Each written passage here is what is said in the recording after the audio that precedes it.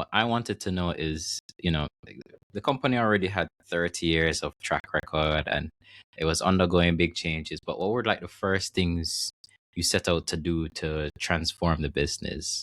Like Well, what was the vision? well, no disrespect to the previous owners, who I believe did a fantastic job. As a family company, but we operated really as a sophisticated patty shop. So we were Mm, on Ashland Road at that point in time, and we were distributing from three different locations on Ashland Road. So needless to say, you understand the logistical nightmare. You're loading a truck and you have to reverse down the road, or you have to drive a forklift up the road. It was chaos. We had to offload containers at the side of the road, and staff were just frustrated by just the inability to do things because we're really crammed. The ERP system that we had did not provide us with the kind of first hand information that we need to make procurement decisions. So we looked at it and we designed a building that would basically have all three locations in one of the locations we actually owned.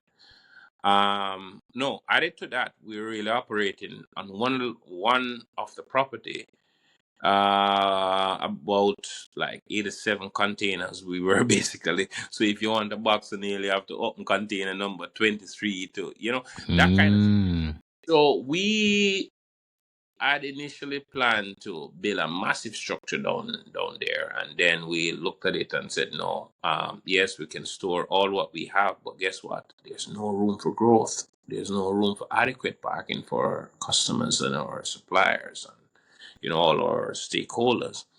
So a property was identified in Marcus Garvey Drive. We were presently at is about 50,000 square feet covered space plus another about acre and a half open space, and we said yes, we're moving. mm-hmm. We moved everything from the three containers within 1 month. Did not close the business, and set out almost like a supermarket setting. Whenever you have time, you can come down. Your stakeholders, your shareholders, you can see Mm-hmm. exactly what. And during that time, we changed out our ERP system to what we have now, S2K, which is what is used primarily within the Mussels group. And Mm, within 3 months, we sold 82 containers nice. and used the funds basically to treat with the retrofitting of the building and to deal with all the associated costs of moving. The rent is more, but we sold the property and used the flows from the property to pay down our loan. I mean, our information is public. We did a leverage buyout. Mm-hmm. We bought the business the 21st of March 2024. We had $1.4 billion in loan. Today, I can tell you we're down to about 580 million. And not long from now, you'll hear some news because we're in negotiations regarding refi. And in terms of cash flow, my cash flow would be significantly improved because we stretch out the moratorium based on the refi. So all of that will be made available to the public at the appropriate time in the appropriate language. But just to say that we are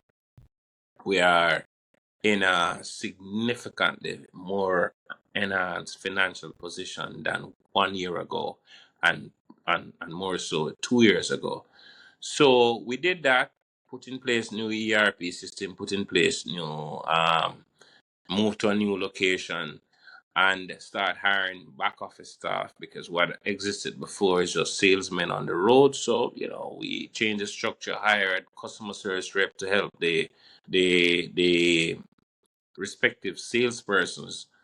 And despite a rough 2024 in the construction industry, I think we grew by 12.5%. The numbers haven't been finalized as yet, but I can say that we grew last year somewhere in double digits as well.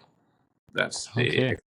I can say. Despite a very rough year, the economy was flat from about February.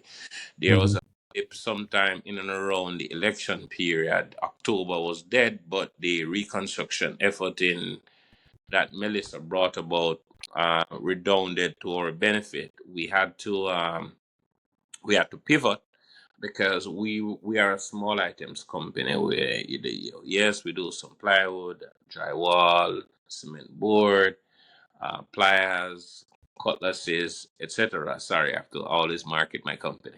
Of But course. we Our pivoted. company. Yes, Yeah. sorry.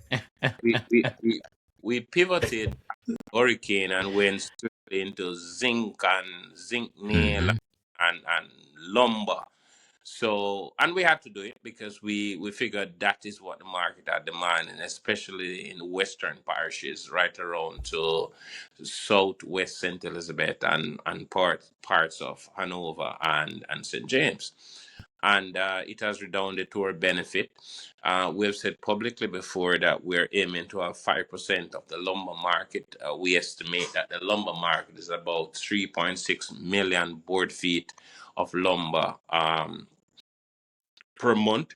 Just to help you out, instead of using a technical language, how board feet of lumber is calculated is thickness times the width times the length divided by 12. So for ease of computation, a piece of 2 before, you always hear people talk about 2 before. Yeah. So two is the thickness, 4 is the width, and 12. So it's a 2 by 4 by 12. The Uh, actual board feet for that is 2 times 4 times 12, which is 8 board feet. So I'm saying the market, if you want to use us 2 by 4 by 12, you divide 3.6 million by 8, then you figure mm-hmm. how many pieces. First, ease Mm. of. And So that's we per look, month. yes, we're looking at about 5% of that. Our I aim guess is I'm trying to quantify like the dollar value. Like, is there a dollar value for the lumber Via 2 market in before. Jamaica? all right. Well, you're the doctor, so you can quantify it easier than I. A piece of 2 before now, I'd say 200. So 2 before 12, 8 times 1600. So you're looking at close to between 4.5 and $5 billion market. Mm. Okay. You guys are going Okay. for 5%. Okay, I love that. I love that. No, I mean we are a little baby growing, and we have to ensure that we are we do things in such a way for them not to kill the crocodile in the egg. But I don't think you guys are going to be a baby for much longer. no, we believe fundamentally in the relationship of commercial convenience. So we import lumber, but we also buy from the major players, the Arc and the Tanquil. Tanko. Mm-hmm.